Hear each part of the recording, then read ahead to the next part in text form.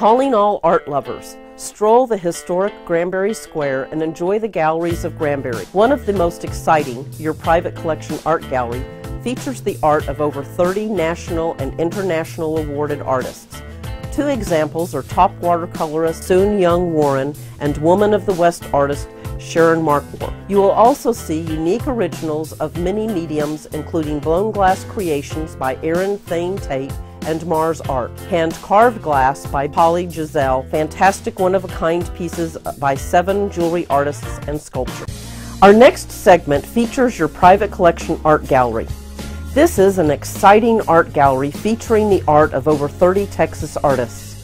Stacy Watkins, owner and featured artist, uses mixed mediums of fused glass, metal painting, resin to create her works of fantasy. Per Southern Living magazine, this new medium is a must-see.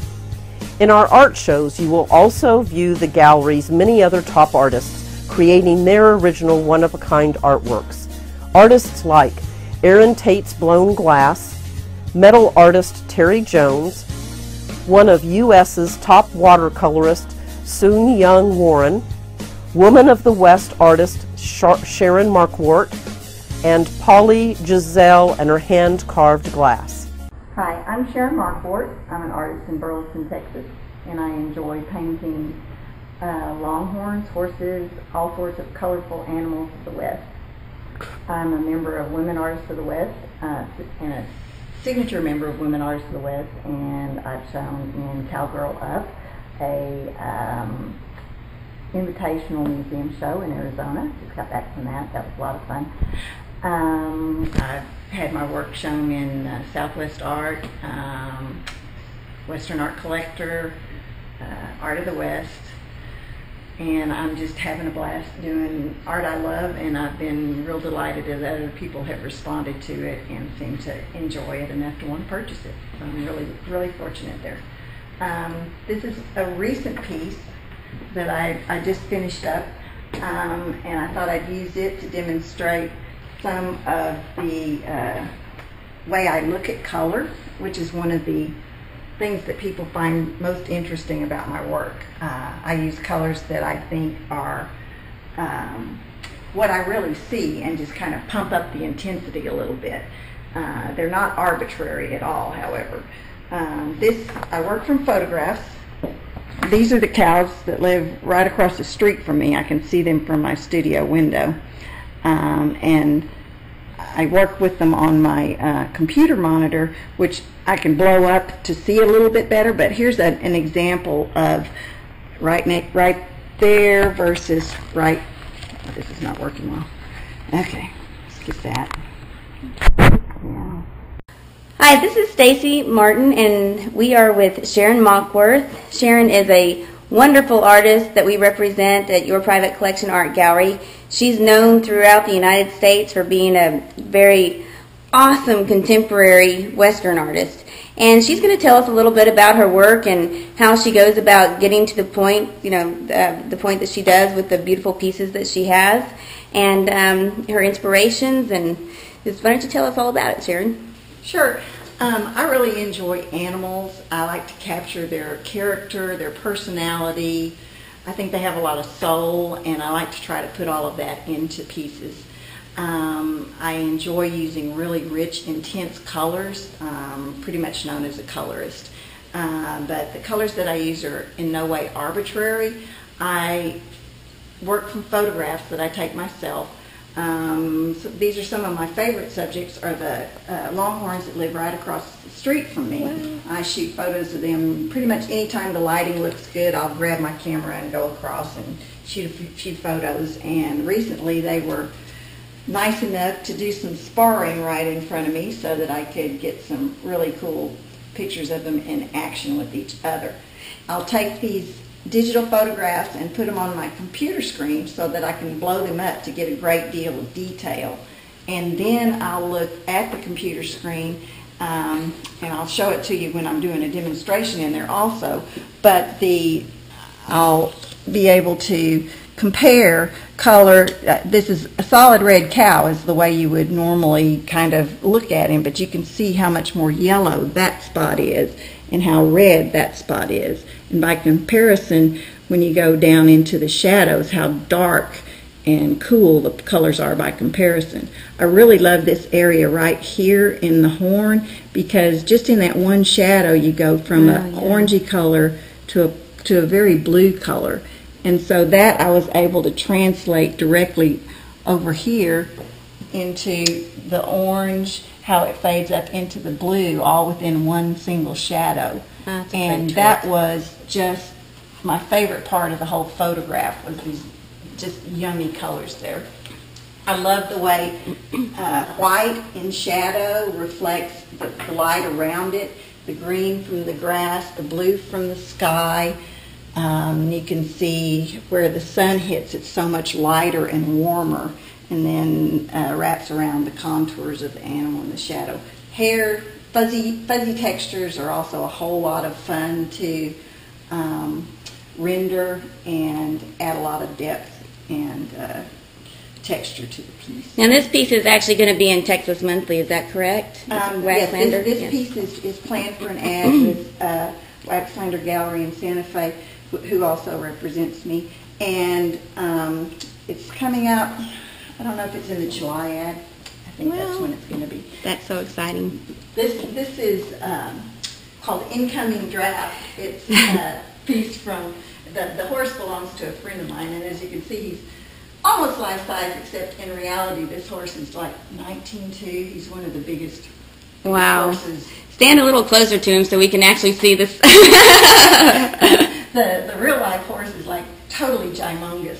But one of the fun things about this piece is the way he's stepping out over the... Yeah, it looks like he's coming out at us. Oh, and it looks like he's coming literally down on this floor. Yeah.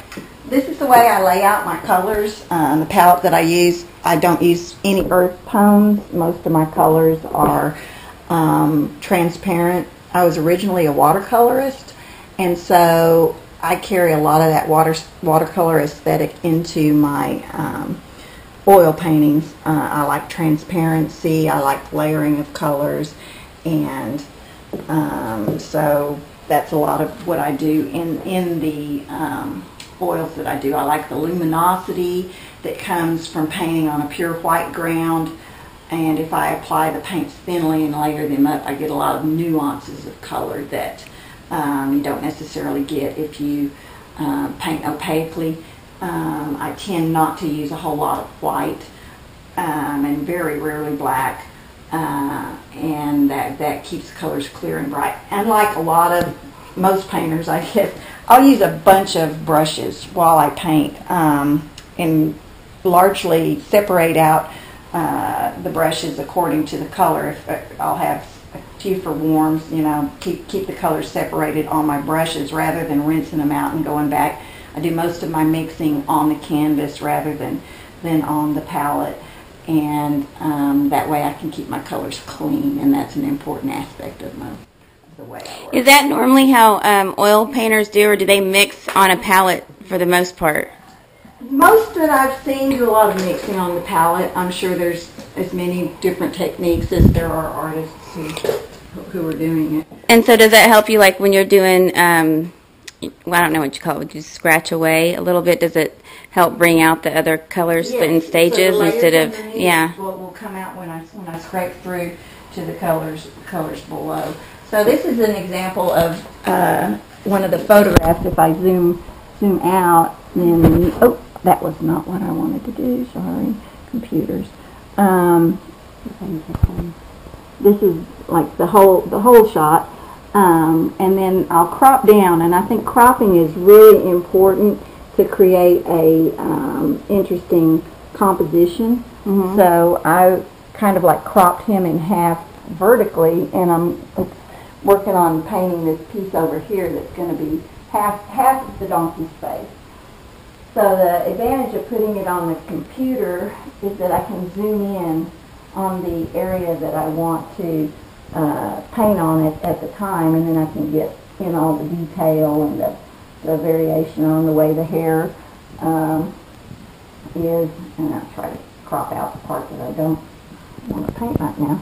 He'll have a lot of cool colors on his nose, keep his eyes keep his eye in there just so you can see where I'm at. Okay, I'm going to trade space if it's it. We'll get behind you real quick so I can actually get a good shot of this, hopefully.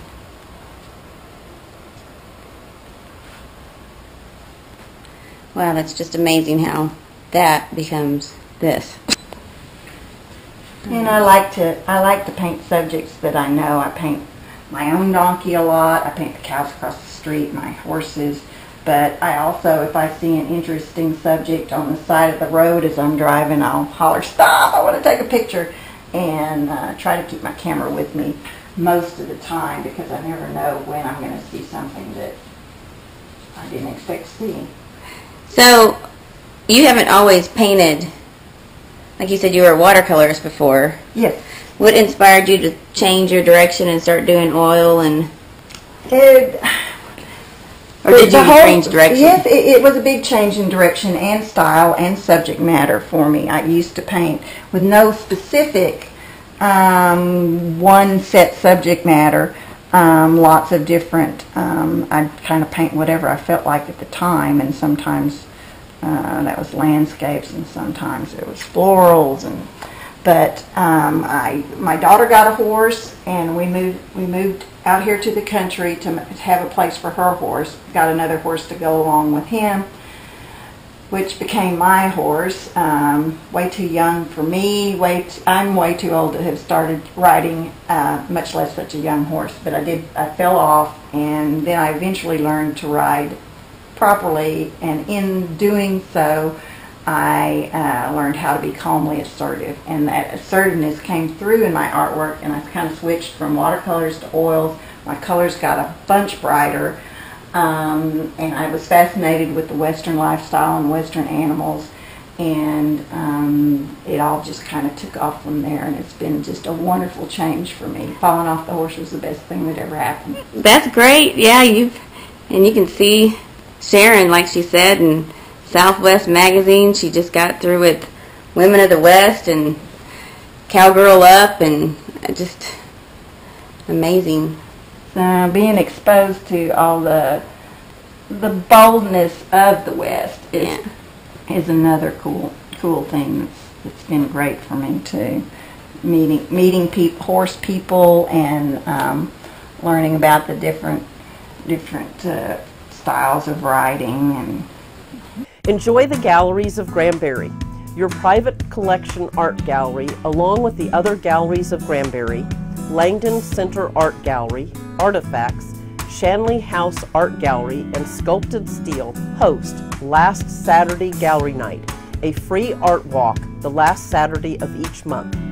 They are open until 9 p.m. with Meet the Artists, opening receptions, demonstrations, hors d'oeuvres, wine, and music. We hope you have a wonderful evening strolling the square and visiting the galleries.